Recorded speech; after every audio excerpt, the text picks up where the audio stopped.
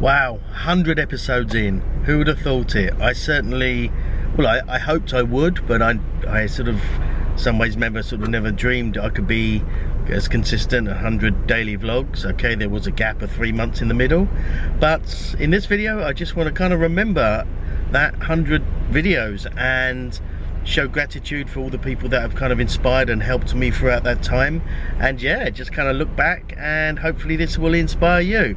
Let's have a look.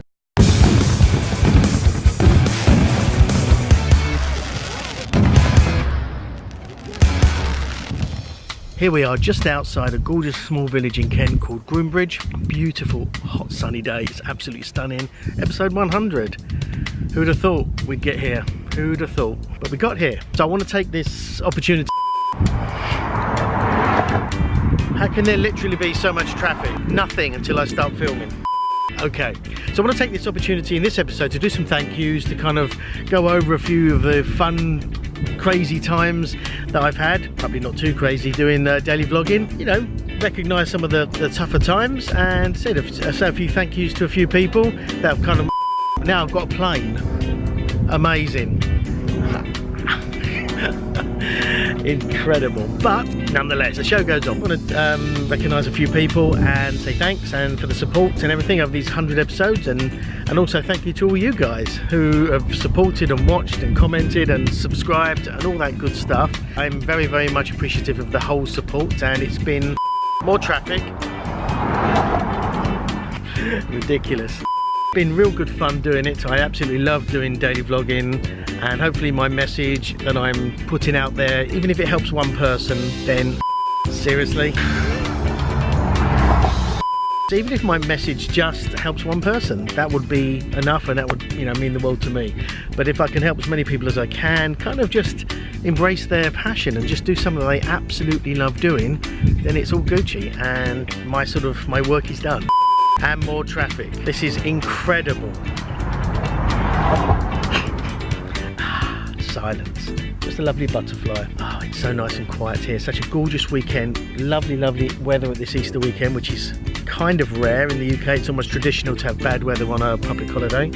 But it's not a cloud in the sky. It's 25 degrees, I think it is. I don't know why I'm looking at my watch. But it's absolutely stunning. I am actually perched on a gate outside a farm, because it's a lovely spot and it gave me somewhere to sit down. I will show you exactly this gorgeous cheeky path, which, let's be honest, that's the thumbnail right there. And this one with Jamie and Charlotte, wonderful kids, just pure joy. They are ridiculously funny. Charlotte really wants to be a YouTuber, Jamie's not too sure, but great on camera, very, very funny. And I'm so proud to be their father. They are amazing, and they are truly my kind of real driving force behind doing everything, really. So yeah, it was nice to do a video with them.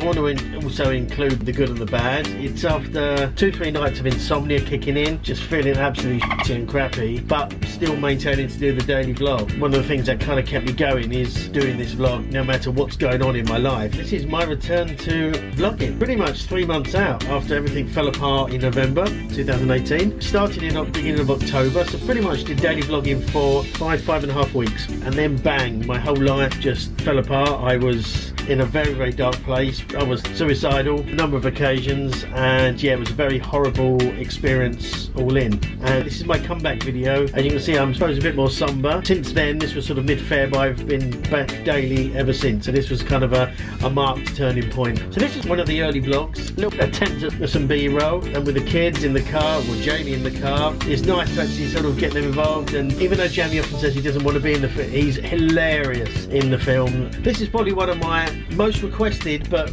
least watched videos. This is really early on, even though it's not the first vlog style video. This is probably the first kind of video I did. It's me making some focaccia, and so many people ask me about how to make focaccia, and I say, well, there's a video sitting there and still nobody's watched it. I'll put links to all of these videos in the description, but yeah, this is the video of me making focaccia and just showing literally just how easy it is. And this was the first video, this is the first kind of vlog when I did the hunt for Maltesers. I started out in the day, I didn't really know what I was going to do, and the whole thing shot on my phone with a wide angle lens, and it's not bad footage actually. Quite sort of impressed with the whole thing. Now what actually got me into vlogging in the first place was Logan Paul. I didn't even know what this vlogging thing was, and it was very interesting to sort of find out this whole kind of world or my subculture existed. You know, I'm not saying I agree with what Logan Paul did in the Suicide Forest at all.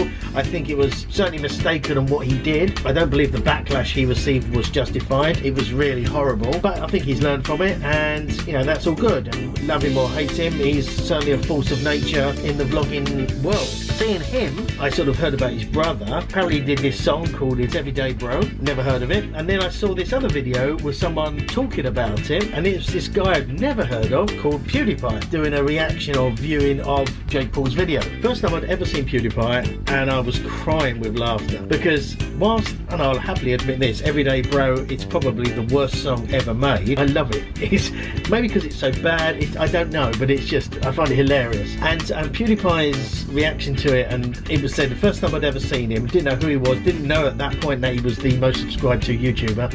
And so I saw that video and I was like crying with laughter, and then searched out more of his stuff and then realised that he does daily, and I've followed him ever since and watched him every day. Randomly stumbled onto probably the master, Casey Neistat, and I mean one of his better or best videos is Do What You Can't. It's got such a powerful message. I've shown this to my kids, you know, I recommend this to anyone, and it's amazing, and it's a great video. And just looking at his style, and I think he changed the whole vlogging concept into a whole different level of quality. Him coming from like a filmmaking background, and kind of made sort of daily films really with nice cinematography and time lapses and things like that. So watching him, and you know, again down that sort of YouTube rabbit hole, that took me then onto a guy called Cody Warner. The video kind of just sums up how he is, full of energy, ridiculous amounts of energy, such a character, such just an amazing energy. I've never met him, but he just really seems like a nice guy, and such a sort of an inspiration, which is his whole vibe. He wants to encourage and inspire the doers. That's his whole thing. Seeing him, and he's got a Facebook group called No Small Creator, which I joined, and I'll come on to that bit in a moment. Seeing Cody then led me on to the great man Peter McKinnon. And so Peter McKinnon, absolute rock star in his field, primarily a photographer, but does vlogging as well on YouTube, and again, absolute character. From the connection with Cody and his group, that led me to watch a video that he recommended by a guy called Brian Blasic, who I've now become friends with. Top guy, absolutely amazing, great heart, superb, great quality videos. And yeah, and so this is one of his videos, or in fact the video that Cody recommended. Amazing. And then also from the group, someone else who was just kind of in the group, I think she'd had some negative comments on a video, and just sort of reached out and, you know, talking about haters, and again become a good friend now. And she's a pretty witch. She's Canadian, doing a video doing the British accent, and she's challenging me to do one doing the Canadian accent, so that's going to be coming up soon. I want to say thanks to so many people over the last few months that kind of got me back to me being me again, and my heart goes out to every single one of you, and for the bottom of my heart, thank you so much for your support and everything you've done for me over the last few months. It's kind of allowed me and helped me to get to this point of 100 episodes. You know, I don't take this lightly. It does mean the world to me, your support and everyone else's support who's out there, who's subscribed. I recognise that, you know, people have their own going on in life, and you know, these people have taken their time out to make an effort to reach out to me and to help me and to comfort me, and it's meant a lot. It really has meant a lot. Really do appreciate it. It means so much to me. If you did get some value from this video, please hit that like button till it's nice and just like the sky, which you can't see because it looks quite white on here. And subscribe if you haven't. I really do appreciate it, and you know, really it means a lot. I think I've said that about 50 million times, but it really does. You know, it's quite humbling to know that people are sort of supporting you and following you for doing something that you're passionate about and you love. So that means a lot, and thank you so much. Coming very soon will be my course. The idea is to record that this weekend, and I will be talking more about that in due course. But thanks again so much for getting me to 100 episodes. Your support means everything, and I'll see you guys tomorrow. Bye bye.